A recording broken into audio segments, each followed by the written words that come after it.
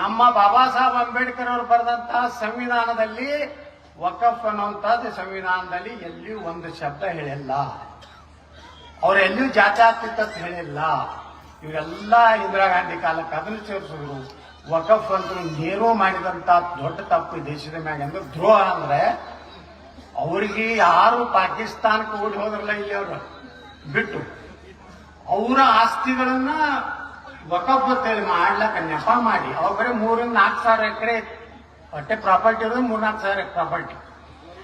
ಇವತ್ತ ಮೊನ್ನೆ ಬಿಜಾಪುರಕ್ಕೆ ಬಂದಾಗ ನಮ್ಮ ಜಾಯಿಂಟ್ ಪಾರ್ಲಿಮೆಂಟರಿ ಕಮಿಟಿ ಚೇರ್ಮನ್ ಅವ್ರು ಹೇಳ್ತಾ ಇದ್ರು 38 ಲಕ್ಷ ಎಕರೆ ಇವತ್ತು ಡಿಮಾಂಡ್ ಮಾಡ್ತಾರೆ. ಅವ್ರು ಕ್ರಿಯೇಟ್ ಮಾಡಿ ಎಲ್ಲ ತಮ್ಮದೇ ಎಲ್ಲಕತ್ತಾರ. ಅವ್ರು ವಿಧಾನಸೌಧ ತಮ್ಮದೇ, ಪಾರ್ಲಿಮೆಂಟ್ ತಮ್ಮದೇ, ಅದ್ಯಾವ್ದು MG ರೋಡ್ ನಮ್ಮದೇ, ಮೆಜೆಸ್ಟಿಕ್ ನಮ್ಮದೇ, ಚಿಕ್ಕಪೇಟೆ ನಮ್ಮದೇ.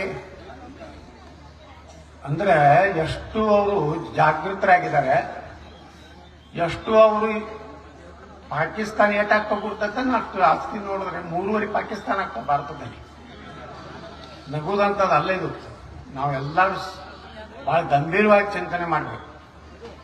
ಏನೋ ಒಂದಿಟ್ಟು ಆಸೆ ಕೊಡ್ತಾರಂತ ಹೇಳಿ ಮತ ಹಾಕೋದ್ರಿಂದ ನಮ್ ಹೊಲ ಹೋದ್ಮ್ಯಾಗ ಏನು ಬರೀ ಬಸ್ನಾಗ ಅಡ್ಡಾಡ್ತೀರಿ ಅಲ್ಲ, ಚಂತನ ಬಸ್ನಾಗ ಅಡ್ಡಾಡ್ತೀವಿ. ಈಗ ವಕಫ್ ಅಂದ್ರೆ ಇಡೀ ಒಂದು ಊರು.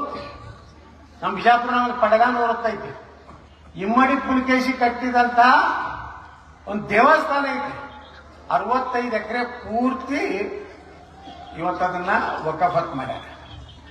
ಇದನ್ನು ಕೇಳಿದ್ರೆ ಕೋಮು ಗಲಭೆ ಎಬ್ಬಿಸ್ತಾ ಅಂತ ಹೇಳ್ತಾರೆ. ಇದನ್ನ ಬಗ್ಗೆ ನಮ್ಮ ಶ್ರೀಗಳು ಮಾತಾಡಿದ್ರೆ, ಆಂದೋಲನ ಶ್ರೀಗಳು ಮಾತಾಡಿದ್ರೆ ಕೇಸ್ ದಾಖಲು ಮಾಡ್ತಾರೆ. ಇದನ್ನು ನಾವು ಪ್ರಶ್ನೆ ಮಾಡಿದ್ರೆ ಇವತ್ತಿನ ಸಿಟಿ ರವಿ ಬಂದಿದ್ರಲ್ಲ, ಸಿಟಿ ರವಿ, ಚಕ್ರವರ್ತಿ ಸುಲಿಬೆಲೆ, ನಮ್ಮ ನಾನು ಮತ್ತು ಯಾರಿಗೆ ನೆನಪರಲ್ಲಾಗೈತಲ್ಲ, ಎಷ್ಟು ಮಂದಿ ಅದಾರ? 4-5 ಮಂದಿ ಇದೀವಿ ನಾವು. ಪ್ರಮೋದ್ ಮುತಾಲಿಕರು ಒಂದು 4-5 ಮಂದಿ ಮ್ಯಾಗ ಕಂಟಿನ್ಯೂ ಕೇಸ್ ಆಗ್ತಾ ಇದ್ದಾರೆ. ಹಿಂದುತ್ವ ಪರವಾಗಿ ಮಾತಾಡುವುದು ನಮ್ಮ ಪಾರ್ಟಿಯಾಗೂ ಆಗಿ ಬರಲಾಗೈತೆ ಕೆಲವು ಮಂದಿಗೆ. ನೋಡ್ರಿ, ವಕಫ್ ರದ್ದುಪಡಿಸಿರತ್ ಹೇಳುದಿಲ್ಲ. ನಮ್ಮ ಭೂಮಿ ನಮ್ಮ ಹಕ್ಕು. ಮಕ್ಕಳ ನಮ್ಮ ಭೂಮಿನೇ ಐತಿ, ನನ್ನ ಹಕ್ಕ ಎಲ್ಲೆಲ್ಲಿ ಸಾಧಿಸ್ಲಕ್ ಬರ್ತದ? ಹೊಸದ ಎಲ್ಲರೂ ಟ್ರೀಟ್ ಮಾಡ್ತೀರ ನೀವು ಅಂದ್ರೆ ಅದು ಜಾತಿ ಕಲರ್ ಹತ್ತಬಾರ್ದು. ಅದಕ್ಕೆ ನಾವು ಡೈರೆಕ್ಟ್ ಹೇಳ್ತೇವಪ್ಪ. ಆಂದೋಲನಗಳು, ಪ್ರಮೋದ್ ಮುತಾಲಿಕರು ನಾವೇನ್ ಹೇಳ್ತೀವಿ, ಆ ವಕಫ್ ಕಾನೂನನ್ನೇ ಪೂರ್ತಿ ರದ್ದು ಮಾಡ್ಬೇಕಂತ ಹೇಳ್ತೀವಿ. ಇವತ್ತ ನೋಡಿ, ನಾಳೆ ನಾವು ನಾಡದೆ ಬಿದರ್ಗೆ ಹೋಗ್ತಿದ್ದೀವಿ. ಬಿದರ್ದಲ್ಲಿ ಒಂದು ಹಳ್ಳಿ ಅಂತೂ ಪೂರ್ತಿ ವಕಫ್ ಆಗಿದೆ. ಇನ್ನೊಂದು ಕಡೆ ಒಂದು ಹಳ್ಳಿ ವೀರಪ್ಪನ ಗುಡಿನೂ ಬಿಟ್ಟಿಲ್ಲ. ಅಲ್ಲಿ ಪಾಪ ಚಿಕ್ಕಬಳ್ಳಾಪುರ ನಿನ್ನೆ ನೋಡ್ತಾ ಇದ್ದ ದಲಿತರು ಜಮೀನಿನಲ್ಲಿ ಅವರು ಉಳಿಮೆ ಮಾಡ್ತಾರೆ. ಸಾವಿರಾರು ವರ್ಷಗಳಿಂದ ದಲಿತರ ದೇಶನಾಗ ಇವತ್ತ ನಿನ್ನೆಯವ್ರಿಲ್ಲ. ಇವ್ರು ಬಂದಿದ್ದೆ 1500 ವರ್ಷದಿಂದ. ಮೂಲ ನಿವಾಸಿಗಳಂದ್ರೆ ಭಾರತದಲ್ಲಿ ಯಾರು? ಹಿಂದೂಗಳು. ರಾಮಾಯಣ ಮಹಾಭಾರತ ಕಾಲದಿಂದ ಭಾರತದಲ್ಲಿ ನಮ್ಮ ದುರ್ದೈವರಂದ್ರೆ ನಾವು ಒಕ್ಕಟ್ಟಾಗ್ಲಾರ್ದಕ್ಕೆ ಎಲ್ಲ ಕಳ್ಕೊಂಡಿ. ಅಫ್ಘಾನಿಸ್ತಾನ ಕಳ್ಕೊಂಡಿ, ಪಾಕಿಸ್ತಾನ ಕಳ್ಕೊಂಡಿ, ಬಾಂಗ್ಲಾ ಕಳ್ಕೊಂಡಿ, ಈಗ ಪಶ್ಚಿಮ ಬಂಗಾಳನೂ ಹೋಗ್ಲಾಕತ್ತದ, ಕೇರಳನೂ ಹೋಗ್ಲಾಕತ್ತದ, ಕಾಶ್ಮೀರ ಅಂತೂ ಏನೋ ನರೇಂದ್ರ ಮೋದಿಯವರು ಆರ್ಟಿಕಲ್ 370 ತೆಗೆದ್ರು ಅಂತ ಹೇಳಿ ನೀವೆಲ್ಲ ತಲೆಯಾಗಿಟ್ಕೋರಿ.